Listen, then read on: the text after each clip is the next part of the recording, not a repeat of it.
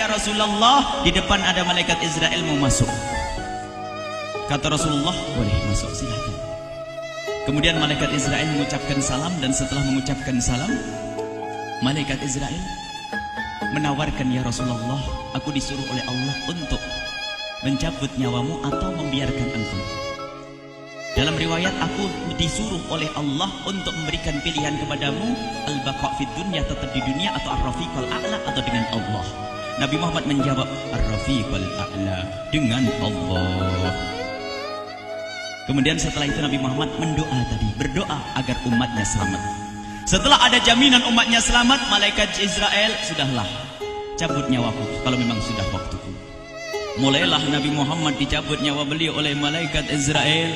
Dan di saat Nabi Muhammad mulai dicabut nyawa beliau oleh malaikat Israel, Nabi Muhammad mengatakan, mahadha, apa ini wahai Israel? Malaikat Israel kemudian menjawab, ya Rasulullah, itu adalah sakaratul maut, itu adalah sakitnya di dalam kematian. Kemudian Nabi Muhammad mengangkat tangannya sambil berucap, la ilaha illallah, inna lil mauti la sakarat, tidak ada Tuhan selain Allah, sungguh di dalam kematian ada sakitnya, sakit kematian, yaitu sakaratul maut. Kemudian Nabi Muhammad memohon, ya Allah, Allahumma khafif alayya sakaratul maut, ya Allah, ringankan sakaratul mautku ini, ya Allah. Dijawab oleh malaikat Israel, ya Rasulullah, itu sudah aku ringankan 70 kali. Nabi Muhammad menoleh, apa malaikat Israel? Sudah kau ringankan 70 kali keringanan? Iya ya Rasulullah, sungguh aku tidak pernah mencabut seorang hamba lebih lembut dari cara mencabut nyawamu. Ini sudah aku ringankan 70 kali. Setelah itu justru Nabi Muhammad menangis, Israel, 70 kali rasanya masih sakit. Iya ya Rasulullah, memang itu sakaratul maut. Lalu bagaimana engkau mencabut umatku, wahai Israel? Allah, yang diingat siapa? Umat. Kalau engkau mencabutku dengan ringan seperti ini masih sakit, bagaimana engkau mencabut umatku, ya Israel? Dijawab oleh malaikat Israel, umatmu manusia biasa, ya aku cabut. Ya Rasulullah, begitu saja. Ya sudah, begitu. Nabi Muhammad menangis. Tiba-tiba Nabi Muhammad mengangkat tangan dan memohon kepada Allah, Allah, inna lil mauti la sakarat, la ilaha illallah, inna lil mauti la sakarat, sungguh di dalam kematian ada sakaratul maut. Allahumma khaffif ala ummati sakarat maut, ya Allah, ringankan dari umatku sakaratul maut, wa thaqqil alayya, dan bebankan kepadaku. Sampai tidak sadar doanya Nabi Muhammad seperti itu, thaqqil alayya, itu doa cinta. Seorang ibu yang pernah punya anak itu, lihat kalau doa Rasulullah ini masih dilakukan, bagaimana Rasulullah bisa doa begitu? Itu bahasa cinta yang tidak bisa diterjemahkan dengan oleh akal. Seorang ibu kadang-kadang, ibu yang di belakang, ibu mau dikasih sakit oleh Allah? Mau, Bu? Ibu jauh sekali. Ibu mau dikasih sakit?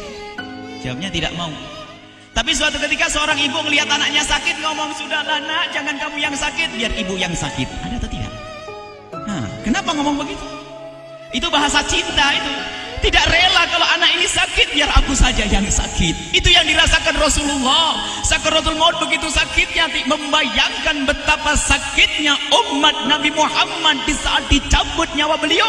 Maka Rasulullah mengatakan, ya Allah, ringankan sakaratul maut dari umatku, bebankan kepadaku saja, ya Allah. Wala sawfa yu'tika fatarda. Permintaan Nabi Muhammad tidak ditolak oleh Allah, dikabul dan dikabul, wahai Muhammad. Sallu ala Nabi Muhammad.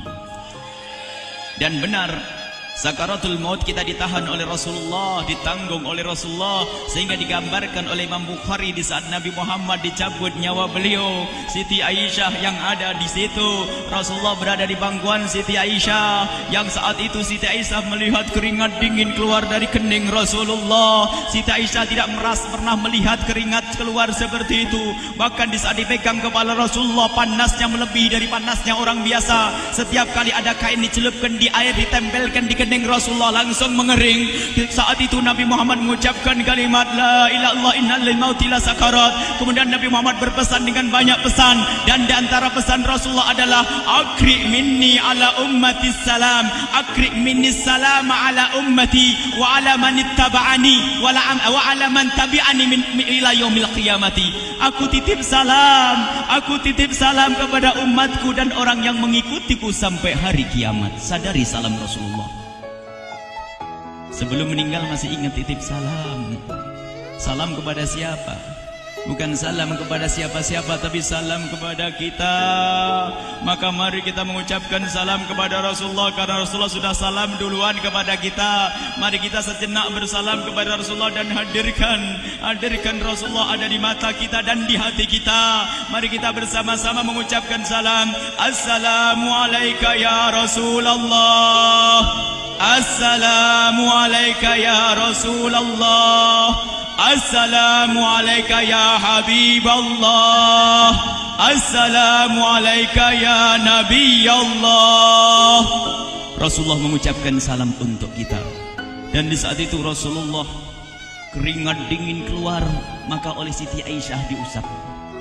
Oleh Siti Aisyah diusap, bayangkan saat itu Nabi Muhammad di pangkuan Siti Aisyah dan diusap oleh Siti Aisyah. Siti Aisyah berkata, keringat Rasulullah mengucur deras hingga aku usap, dan aku usap dengan tangannya Rasulullah. Diusap dengan tangannya Rasulullah. Siti Aisyah memegang tangan Rasulullah sendiri yang digunakan untuk mengusap keringat Rasulullah. Sahabat bertanya, Aisyah, kenapa harus dengan tangan Rasulullah tidak dengan tanganmu? Lihat jawab Siti Aisyah, karena tangan Rasulullah lebih lembut dari tanganku. Sallu ala Nabi Muhammad. Masih sempat nyanjung itu sahabat Nabi. Dalam keadaan begitu masih menyadari kelembutan tangan Rasulullah, jasad Rasulullah, kemuliaan Rasulullah sallallahu alaihi wasallam. Dan aku lebih menginginkan bahwasanya yang menyentuh jidat Nabi Muhammad adalah tangan yang paling mulia di dunia dan di akhirat. Siti Aisyah enggak berani menyentuhkan. Pengennya yang disentuhkan di kening Rasulullah adalah tangannya Rasulullah sallallahu alaihi wasallam. Kemudian setelah itu Nabi Muhammad merasakan sakit yang sangat untuk kita. Kemudian Nabi Muhammad mengangkat tangan tinggi-tinggi mengucapkan la ilaha illallah inna lil mauti lasakarat. Tiba-tiba tangan itu semakin turun dan ditangkap oleh Siti Aisyah. Dan di saat tangan itu jatuh di tangan Siti Aisyah, kemudian tiba-tiba paha Siti Aisyah merasakan berat kepala suci Rasulullah. Dan saat itu Siti Aisyah sadar bahwasanya Rasulullah sudah kembali kepada Allah Subhanahu wa taala. Sallu ala Nabi Muhammad. Siti Aisyah bingung di saat melihat seperti itu. Ditaruh pelan-pelan wajah Rasulullah, sambil menangis lalu berkata, Rasulullah sudah meninggal. Para sahabat Nabi pada bingung. Sayyidina Ali tiba-tiba terduduk, nggak bisa berdiri. Sayyidina Uthman nggak bisa ngomong. Ada orang, Sayyidina Zaid berkata, aku baru melihat Rasulullah. Setelah ini aku tidak mau melihat lagi selain Rasulullah. Ya Allah, butakan mataku. Aku tidak ingin aku kotori mataku dengan selain Rasulullah. Dan dibutakan oleh Allah. Bermacam-macam kejadian saat itu. Madinah heboh luar biasa dengan meninggalnya Rasulullah sallallahu alaihi wasallam. Dan sungguh meninggalnya Nabi Muhammad adalah menghidupkan hati yang mati kalau orang faham. Tiba-tiba Sayyidina Abu Bakar datang. Setelah Sayyidina Umar mengatakan, siapa yang mengatakan Muhammad meninggal akan aku penggal lehernya. Jangan seperti orang-orang Nabi Muhammad sekarang lagi pergi seperti waktu Musa pergi kepada Tuhannya, kepada Allah, nanti akan kembali kepada kita. Muhammad belum meninggal. Ini adalah karena kecintaan Sayyidina Umar bin Khattab, tidak ingin Nabi Muhammad pergi. Tiba-tiba datang Sayyidina Abu Bakar As-Siddiq lalu masuk ke kamarnya Rasulullah, lalu masuk kepada Rasulullah, kemudian mengecup kening Rasulullah. Dan Sayyidina Abu Bakar berkata, ya Rasulullah, tibta hayyan wa mayyita. Ya Rasulullah, engkau tetap harum dalam keadaan hidup dan harum setelah meninggal dunia. Sallu ala Nabi Muhammad. Hingga sampai setelah hari besoknya meninggal Rasulullah, Senin sore, Selasa malam, Rabu dikubur Rasulullah sallallahu alaihi wasallam. Setelah dikubur, Sayyidat Fatimah bertanya kepada Sayyidina Abdullah ibn Abbas, Sayyidina Anas, wahai Anas, hai Anas, sambil menangis Sayyidat Fatimah Zahra, hai Anas, bagaimana engkau tega? Atabat anfusukum an tahtu ra'sa Rasulillah. Apakah engkau rela menaburkan debu di atas kepala Rasulullah? Sayyidina Anas menangis kaget, ya wahai binta Rasulullah, kalau kami tidak dilupakan oleh Allah, niscaya tidak ada yang bisa mengubur Rasulullah. Jadi saat itu dilupakan oleh Allah, sehingga mereka tidak menyadari melakukan itu semua. Kalau mereka sadar, tidak akan bisa mengubur Rasulullah sallallahu alaihi wasallam.